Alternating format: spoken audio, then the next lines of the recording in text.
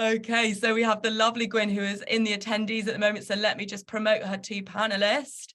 And then she's got a fantastic presentation that she's going to be giving, which is hugely exciting. So I'm just going to ask you to start your video, and I think you should be able to unmute yourself. Here Hi, she everyone. is. Beautiful. How are you? I am lovely. Good. Happy Thursday. What a way to start. Thank you. Yeah, I was just thinking that. So Gwen, am I right in thinking that you have a presentation? Yes.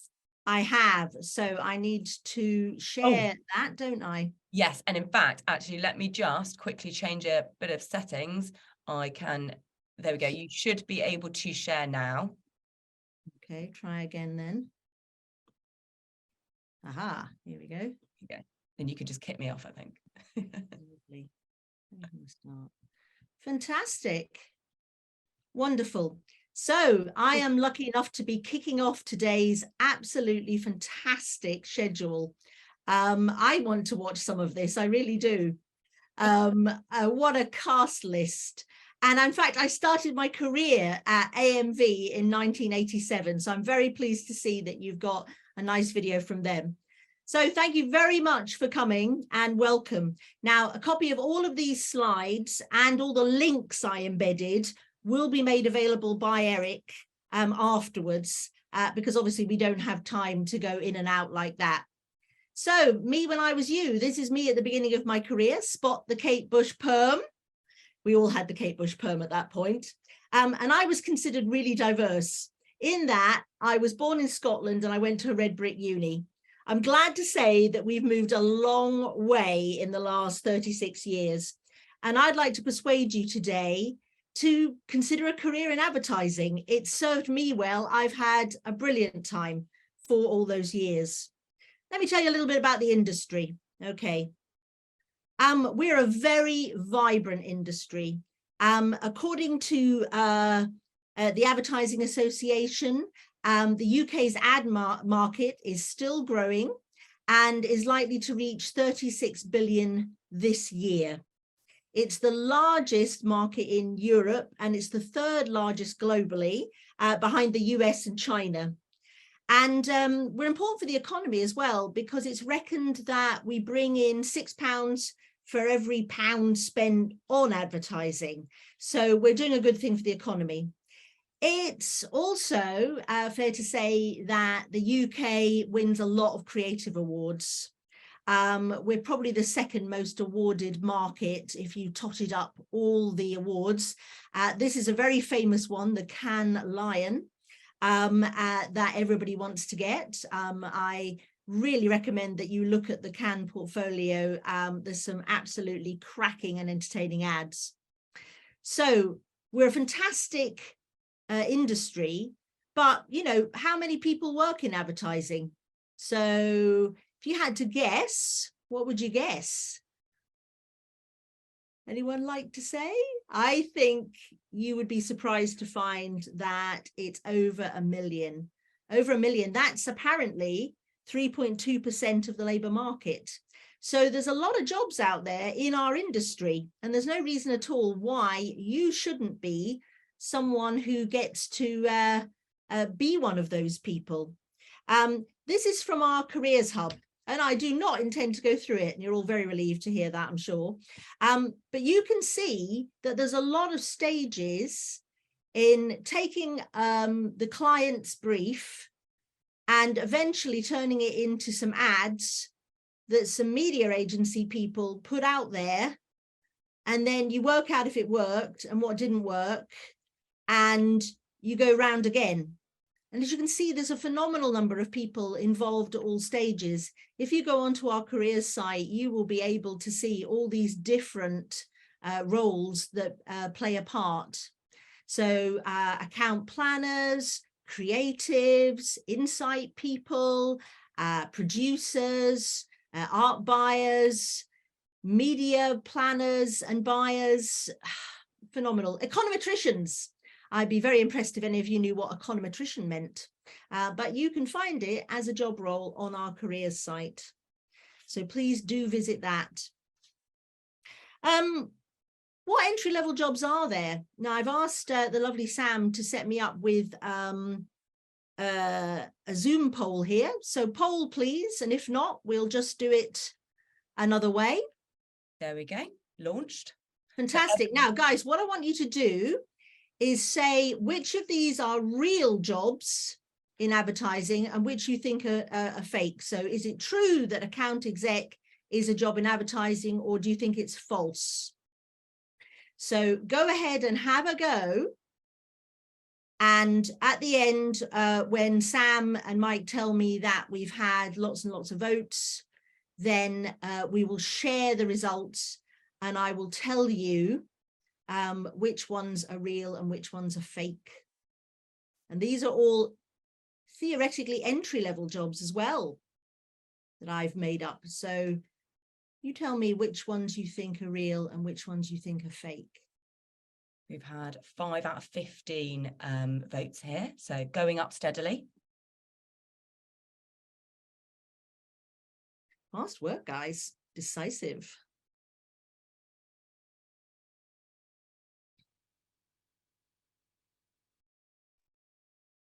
I think the ones that people are most unsure about are programmatic executive and junior web analytics consultant. Fantastic. So are we close to having 11 out of 15? We're getting there. I'm sure there are whole schools shouting the answer to whoever's actually getting pressed the button. Absolutely. And then arguing amongst themselves. We might stick with 11 out of 15 just because of time. Great stuff. Please show us the results. Can you see this? Oh, share results. There we go. Lovely. So we've got some interesting results here. And you're quite right. Programmatic executive and junior web analytics, PPC executive. So, oh, very good. But you all knew about content creator. Well done, guys. Clearly, a great many of you already knew that those are all entry-level jobs in our industry. But some of them, you wouldn't have realized what they actually do. So in a minute, I'm going to talk to you about what an account executive does, and it's not accountancy. And planning exec, you're thinking, what's that, town planning? No, it's not. So we probably shoot ourselves in the foot a bit with the fact that we obviously have our own jargon, but I can promise you these are all real jobs that real people from the age of 18 onwards can get in advertising and media agencies. So you can go straight from sixth form straight into advertising. Okay, let's talk about a few of the roles that I think you might be most interested in. Just before we go any further, though, let me explain that programmatic, which is the one that you had the most trouble with, that's basically someone who works with an algorithm that allows you to buy online channels, thousands of them in real time, which obviously a human being couldn't do.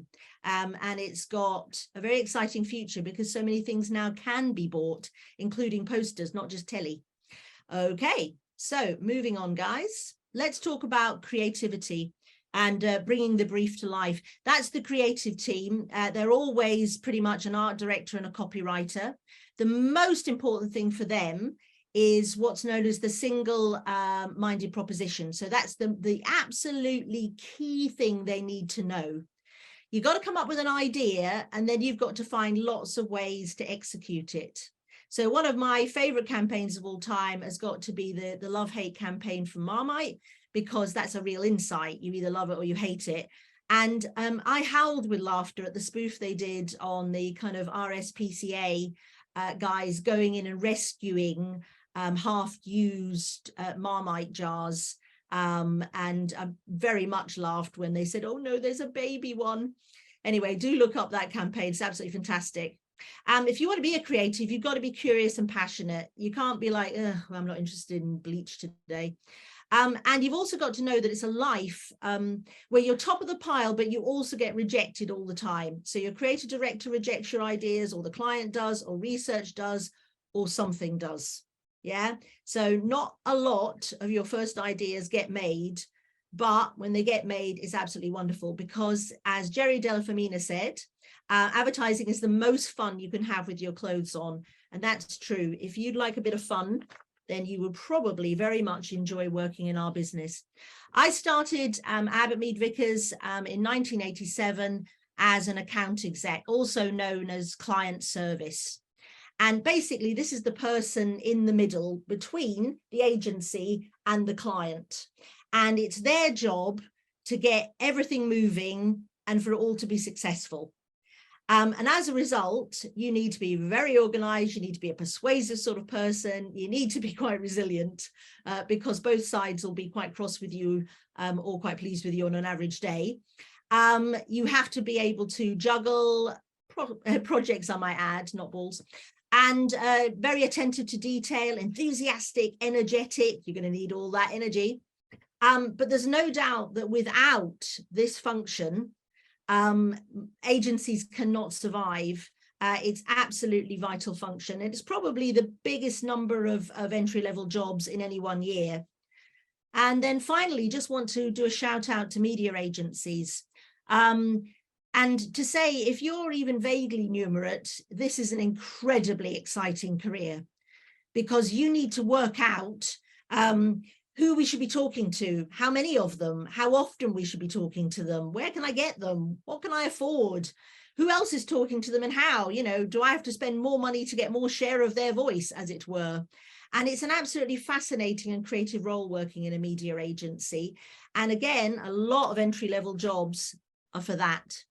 Let me tell you a little bit more about the industry. First of all, do we care? Yes, societally, we have got lots of things that say we are right behind society's change. So we have a phenomenal amount to do with diversity, climate change, and also well-being. Our industry has modernized so much in the last 10 years. All of these things are absolutely true. Now, you're probably now howling at the screen, yeah, love it, Gwen. How do I get in? So I've just got 5 suggestions, okay? The first one is you might be able to get an apprenticeship. And there are 5 classic apprenticeships that you could search for and join an agency as one of them. And the lovely thing about apprenticeships is, again, you can, you know, start at 18 and you can basically be paid whilst being trained. So at least 1/5 of your time is spent on formal training, but you get a wage. So it's not just basically posh people with the bank of mum and dad who can go into advertising, not at all. There's lots of ways you can go in and get a very healthy salary while you are learning. Second thing is very much for creatives generally, and that's where you get a placement. And I just came up here with something for Cadbury's Whisper Bars from back in the 1970s, I think this was, where you as a creative would get a placement from something like the School of Communication Arts. And you would be given lots of briefs to work on, and you'd come up with lots of ideas, and you'd work with senior creatives to hone your craft. And some of these placements eventually, of course, lead to permanent jobs. Work experience. There's lots of very formal, what we call incubators out there. Just got a few regular ones up there at the moment. So a couple for media agencies, a couple for creative agencies. Some of these things will run in whatever city they're in. So it could be VCCP running in Stoke. It could be a scheme in Manchester. It could be a European-wide scheme, but there are work experience things that you can apply for. And it's worthwhile either just going and seeing if the top 20 advertising and creative agencies have got anything going. You can go on a jobs board. So, for example, you can see on the left there, VCCP's entry-level scheme. They're a fantastic agency. They're the people behind the lovely, lovely Cadbury's work that's just won a massive effectiveness award. But as you can see, there's even a job there for somebody just starting out their career in production. And then finally, another very good way to get a job is, frankly, to be from an underrepresented group.